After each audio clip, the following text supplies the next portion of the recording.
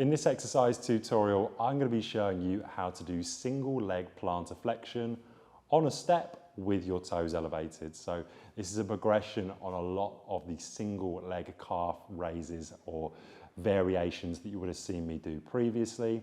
Now, what I want you to do in this variation is to always have something in front of you, like a wall or a fixed object, that if you ever did lose your balance and you wanted to do the hardest variation, which is completely unaided, so not touching or holding onto anything, you'd always have that there if you needed it.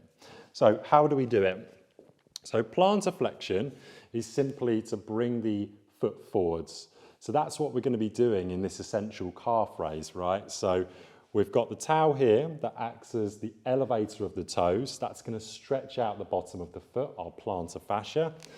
And what we're going to do is I'm going to use this wall. My toes are elevated and my forefoot is on the step.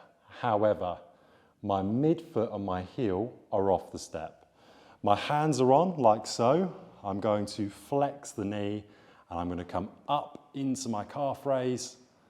This is plantar flexion and straight back down.